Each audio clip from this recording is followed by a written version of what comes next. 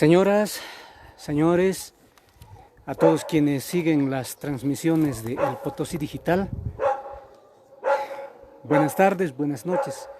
Es todavía tarde noche aquí en Potosí, así que le doy un saludo así ambiguo. Vamos a ofrecerle ahora la última parte de esta serie de transmisiones que hemos programado con el fin de celebrar el 475 aniversario de Potosí. Y sé lo que me va a decir: este señor se ha salido, estaba en su casa todo el día y se ha salido, pero no, tranquilícese. Créame que todavía estoy en mi casa, estoy en un lugar un poco... Miren, está amurallado esto. No estoy en la calle, no salí a la calle, no salí fuera de la ciudad, me encuentro en Potosí todavía, no he salido de mi casa todo el día, estoy siendo un poco constante con esto de quédate en casa, así que tranquilos.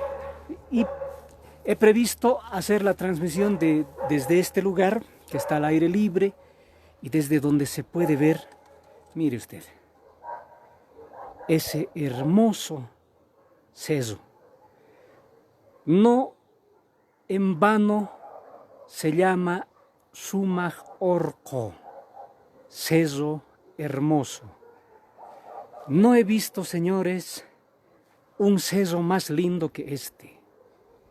Por él existe Potosí, por él existe Bolivia, por él estamos haciendo este programa. Antes de entrar en materia, le voy a pedir mil disculpas. Este trabajo ha sido literalmente artesanal. Entenderá usted, estamos en cuarentena, no tuvimos ningún apoyo, digamos, tecnológico más allá de la cuenta de El Potosí Digital a través de Facebook. No hemos podido hacer mezcla de imágenes, no pudimos hacer edición. Todas las transmisiones son en vivo, en directo. Lo mismo estamos haciendo ahora. Les pido por favor que disculpen todas las fallas que tuvimos, porque esto es una transmisión en directo. Hemos dividido estas transmisiones en 4. Comenzamos muy tempranito en la mañana, cuando les hablamos de la prehistoria de Potosí. Después, en la segunda parte del programa, muy cerca al mediodía, le hablamos de la historia de Diego Hualpa. En la tercera parte, ya en la tarde, le hablamos del inicio de la Era de la Plata, porque la Era de la Plata en el mundo comienza el año 1545, aquí, en esta ciudad y con este seso, con este portentoso seso rico. Y ahora, para redondear todo esto, vamos a hablarle de los primeros años de Potosí. Y vamos a responder también algunas de las preguntas que ustedes hicieron a través de la cuenta del Potosí Digital y a través de mi cuenta personal en Facebook. Me preguntaron fundamentalmente por qué razón había tantas cosas que no conocíamos los potosinos y por qué recién se está dando a conocer. Esto se debe a que los historiadores de fines del siglo XIX y principios del siglo XX no tenían a disposición el material que ahora tenemos. Aquellos historiadores que querían ver documentos primarios, documentos oficiales, originales que se encuentran en el Archivo General de Indias, tenían que viajar hasta Sevilla, era complicado, entre viajar y volver era muy difícil. Muchas crónicas ni siquiera se conocían. Mire, yo tengo en el libro que estoy escribiendo sobre la literatura de Potosí, he encontrado crónicas de los siguientes autores. Todos hablan de Potosí, pero no fueron estudiados hasta el presente, por lo menos por los historiadores de principios del siglo XX. Las siguientes crónicas, estoy con mi chanchullo. Francisco López de Gómara, Pedro Cieza de León, Agustín de Zárate, Girolamo Benzoni, Alonso de Ercilla y Zúñiga, Jeroni Girada, que era geógrafo, Abraham Ortelius, Diego Fernández y Antonio de Ezera y Tordesillos. El primero, Francisco López de Gómara, del año 1552, y Antonio de Ezera y Tordesillos, del año 1601. Las obras de estos autores no eran conocidas. ¿Por qué? Porque eran muy difíciles de conseguir, la comunicación era muy difícil, estamos hablando de fines del siglo XIX y principios del siglo XX. Ahora en el siglo XXI, gracias a Internet, se puede tener muchas de estas obras incluso en línea. No todas, pero muchas. Entonces es posible estudiarlas. Por eso es que ahora estamos encontrando mucha información nueva sobre Potosí. Todo lo que le contamos a lo largo de estos 3 programas son temas que han sido ya estudiados en el siglo XXI, le he dado nombres, aunque no sé cómo le cae eso a nuestro nacionalismo, pero la mayoría de los autores que han estudiado sobre el pasado de Potosí son extranjeros, son británicos, son franceses. Ahí está el caso de Tristan Plat, está el caso de Thérèse Buys-Cassagne, pero sí hay autores bolivianos como Pablo Quisbert. Y obviamente ahora estamos haciendo un trabajo y quiero agradecer, antes de entrar en materia, quiero agradecer mucho el apoyo que he recibido de mis socios de la Sociedad de Investigación Histórica de Potosí.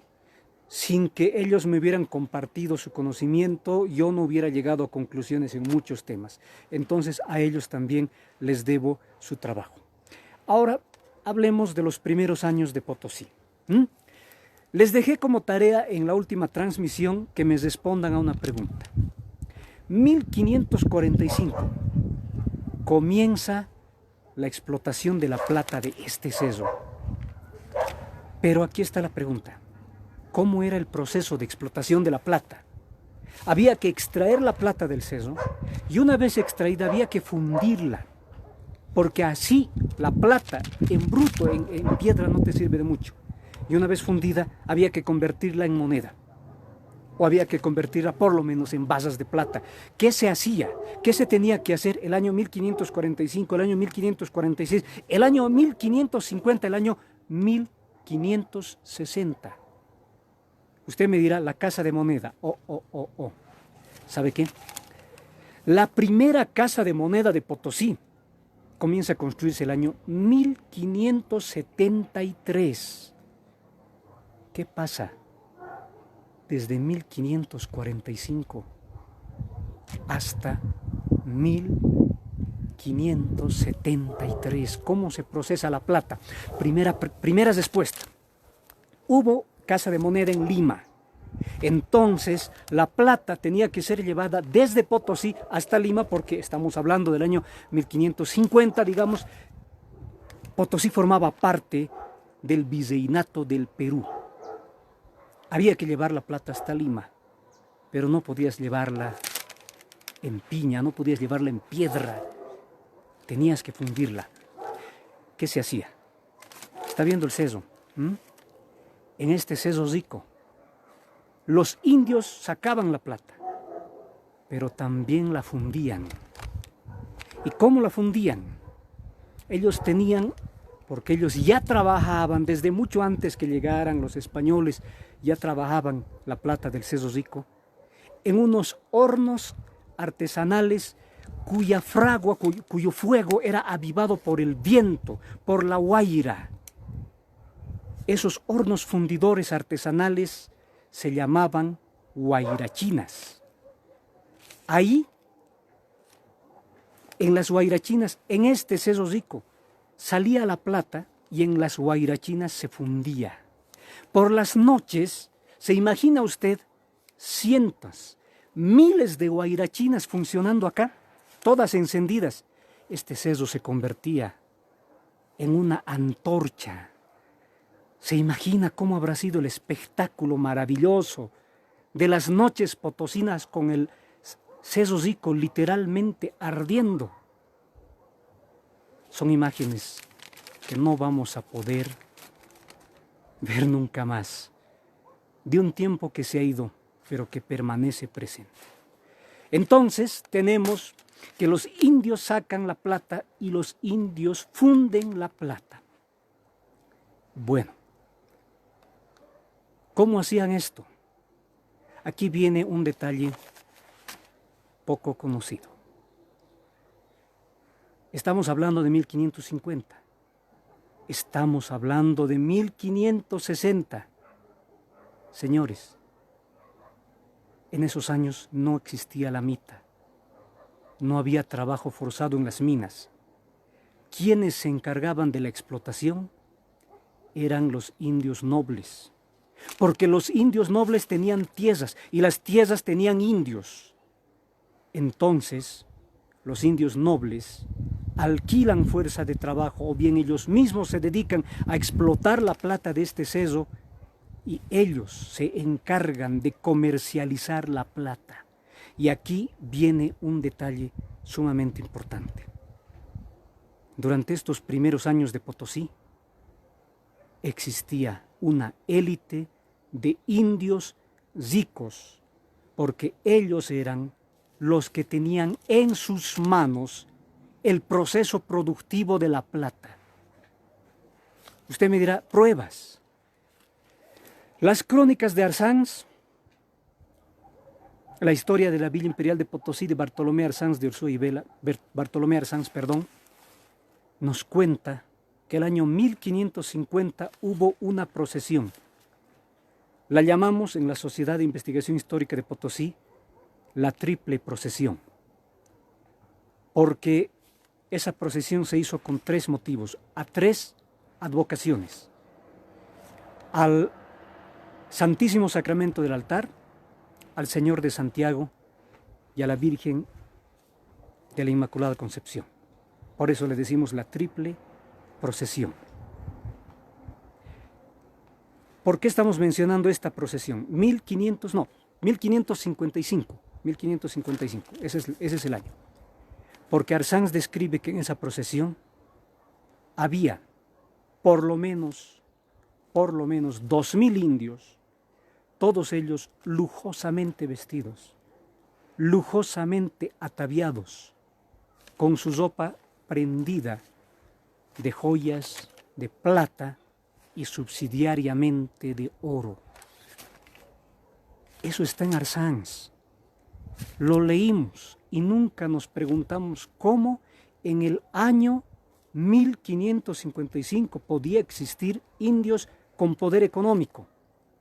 Pero está un primer indicio en Arzáns.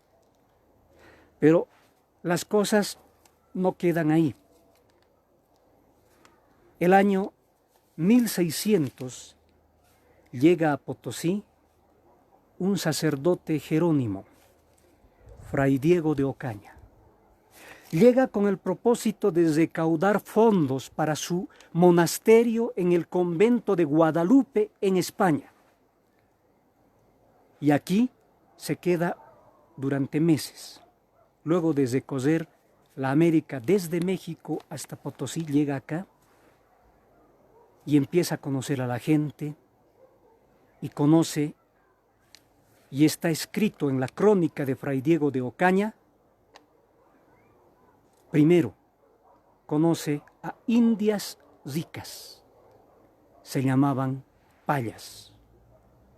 Indias ricas que tenían poder económico, que tenían tierras, que se podían dar el lujo de regalar tierras para que se construya iglesias y conventos, y ese fue el caso del convento de Santo Domingo, que fue construido en tierras que fueron regaladas por una paya.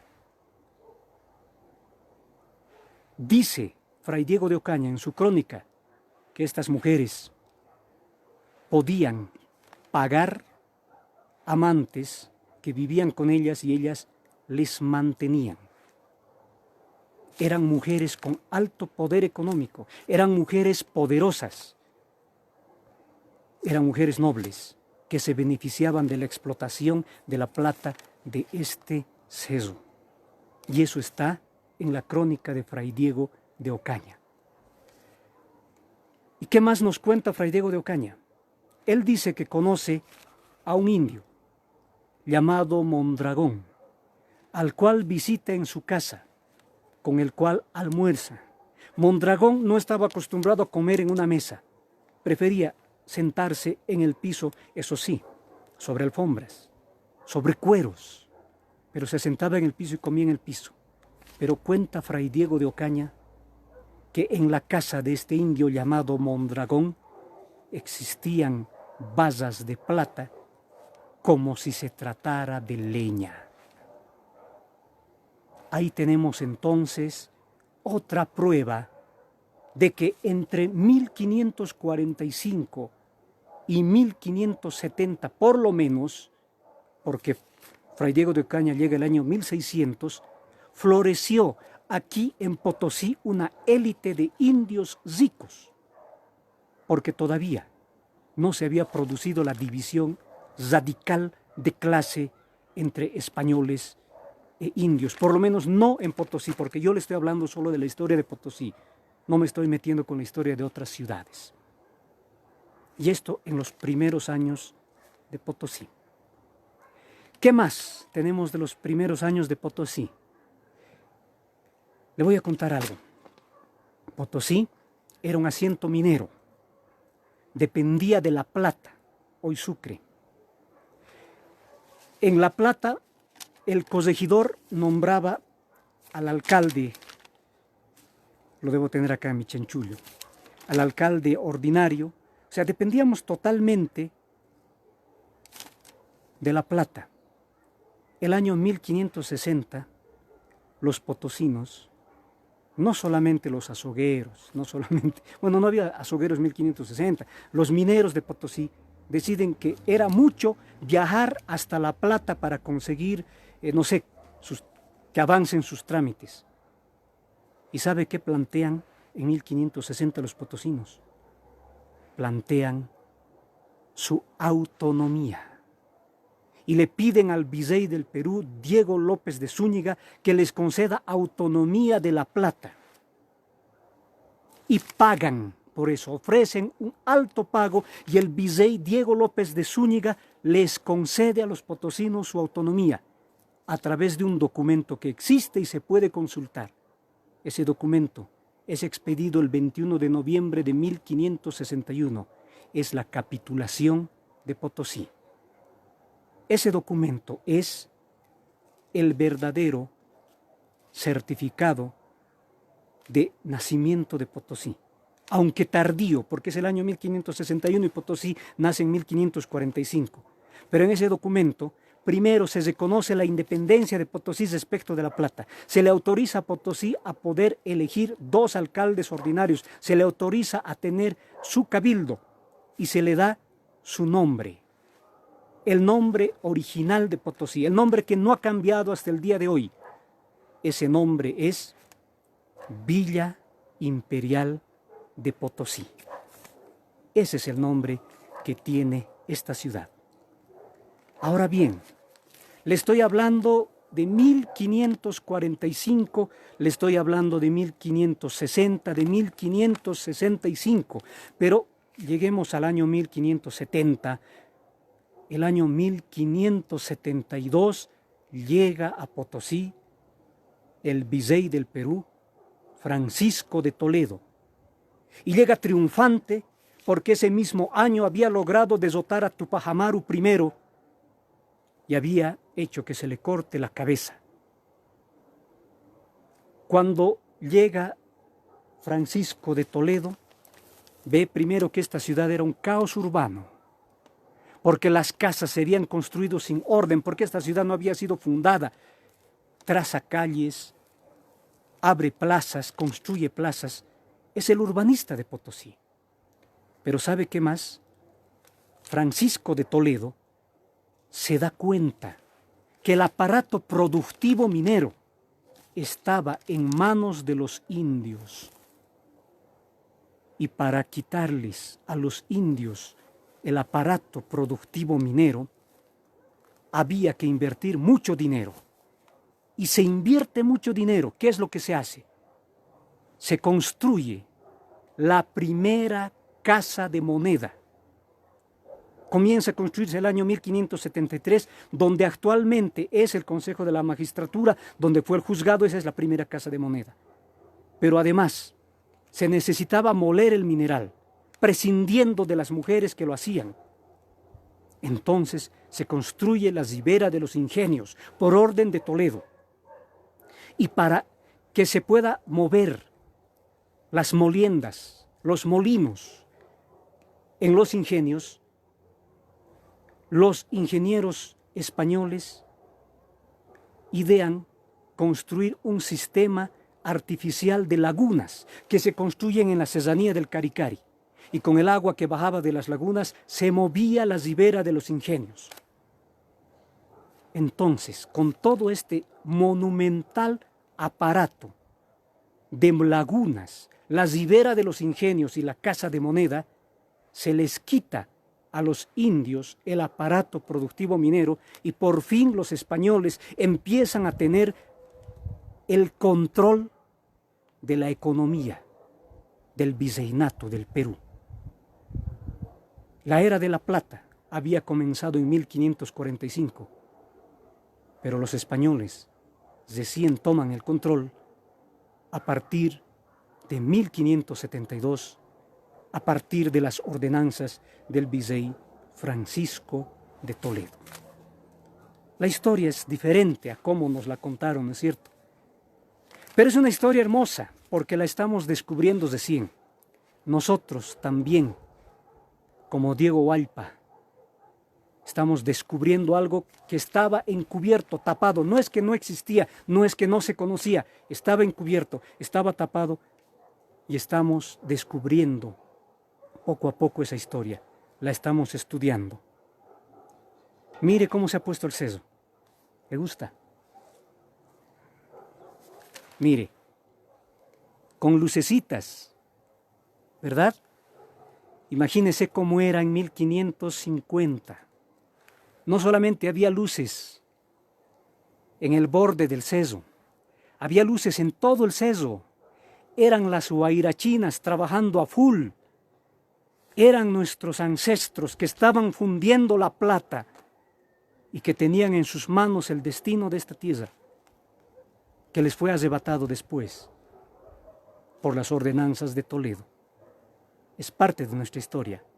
Se la hemos compartido durante este día, durante este 1 de abril de 2020, en plena pandemia, en plena cuarentena.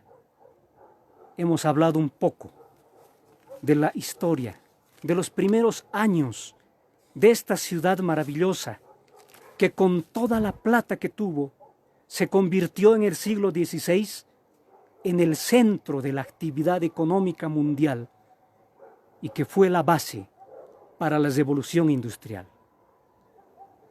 Señoras, señores, perdónenme si voy a sonar chabacano, pero no hay una ciudad en Bolivia que tenga ese orgullo. No hay una ciudad en Perú que tenga el orgullo de decir que fue el motor económico del mundo y que fue la base de la revolución industrial. No hay una ciudad en México que pueda decirlo, o en Colombia, o en Ecuador. Esta, como Jaime Molins dijo, es la ciudad única.